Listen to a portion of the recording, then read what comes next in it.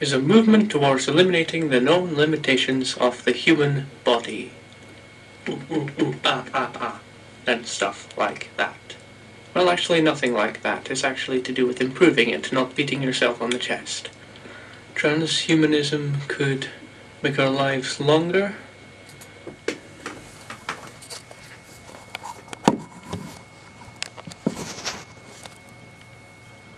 What possessed me to make that video?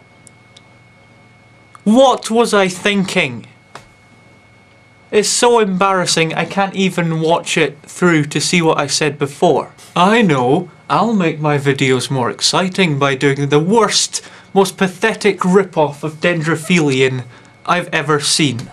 Oh, and is this far back enough? Anyway, time for an actual video about transhumanism and not some whatever that was. So this is a response to Nina from Existentialstrangers.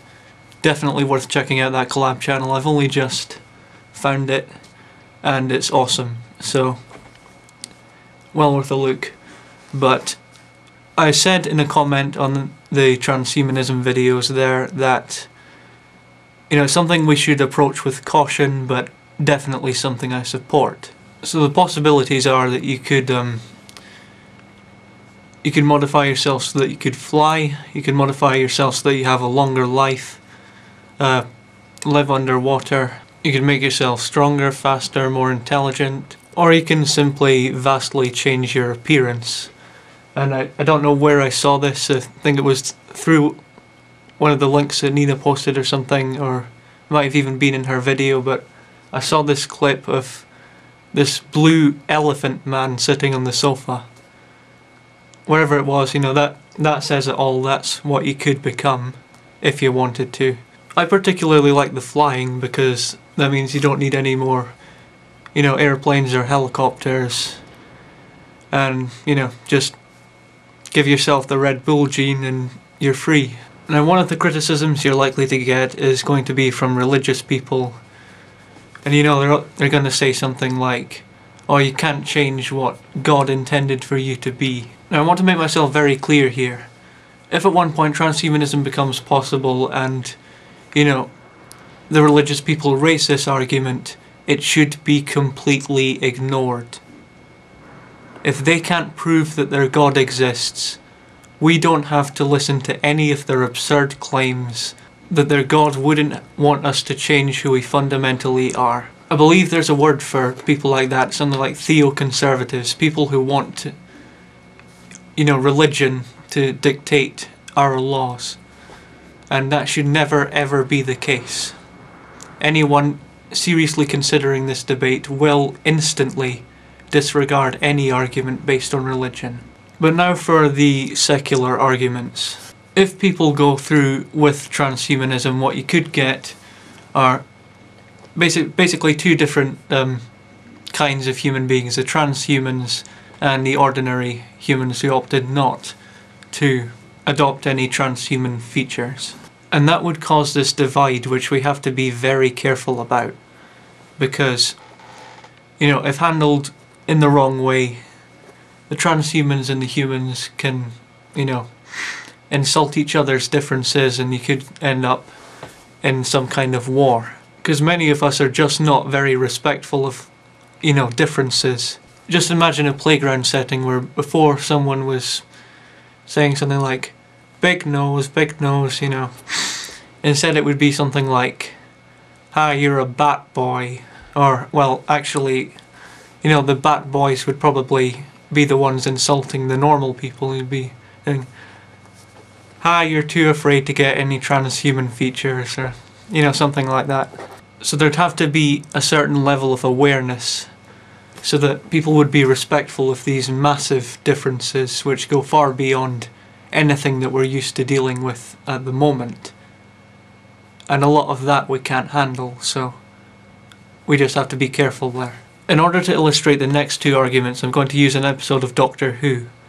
Now, I don't know if you're familiar with the show, but, you know, I'm not going to explain the basic elements, but there was this episode where there was basically this futuristic city on a planet called New Earth, and basically the people in the upper city all died.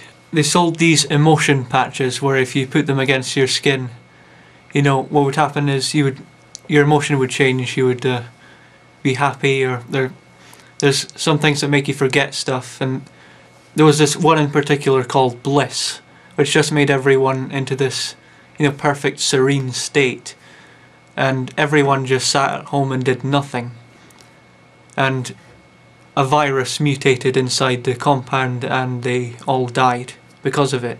So the first argument there would be, you know, any transhuman feature that removed negative emotions, people might argue that that might remove certain incentives for you to, well, maybe to go out and work, to go out with your friends, you know, you'd just be sitting at home in this perfect serene state, saying la la la la la la la la la, you know, sunshine, daisies, buttercups, whatever. And all the while the society crashes because everyone's doing that. But again, I just see that as a pitfall that we have to be careful about. The other thing is the virus part. Now, I'm not an expert in biology, but I'd imagine that if you drastically, you know, if you got any drastic changes to your body, such as you became a bat person like I talked about earlier, or the blue elephant man, or whatever, I'd imagine that would drastically change certain aspects of your, you know, the one thing I'm thinking of is the immune system, and that could leave you open to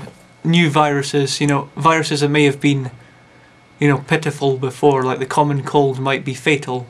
Your system might become, you know, it might be able to utterly annihilate super viruses or whatever. So what I'm saying is, if you do decide to fundamentally change who you are, make sure your immune system follows in step, so that a sneeze doesn't mean you're going to die in a couple of days or something.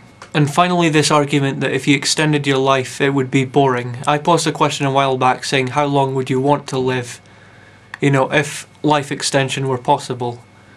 And it was very varied. Some people were saying that they didn't want to live into old age. You know, I got some disturbing comments from actually some teenagers who said they wouldn't want to live beyond the next year or something. It was something like that.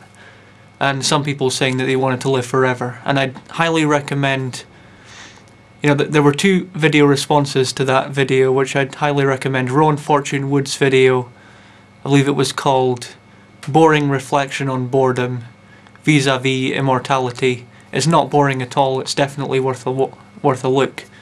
And Chris Decaf made a video to that as well, in which I think he described machines and what their role would be in transhumanism.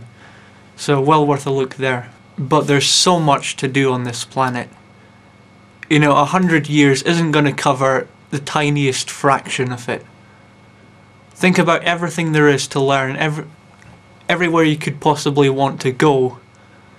Things that you would even want to see, developments in technology, you know, what the next generation of music or movies would want to offer, you know. Think about all that, and then honestly tell me that it would get boring after like 100 years or so. I'm pretty sure that I'd be perfectly satisfied for at least 1,000,000 years. Now there is of course a bigger argument, and that's if everyone decided to live much longer, then the overpopulation issue would get worse. And I can't really argue with that. It would especially be a big problem if it was available to the masses. So you'd have to adapt our society to be able to sustain the, you know, much larger amount of people before you could really attempt something like that. Unless, you know, anyone else has anything to say. But yeah, so I think that's it. I'll link all the relevant videos, and thank you for watching. Goodbye.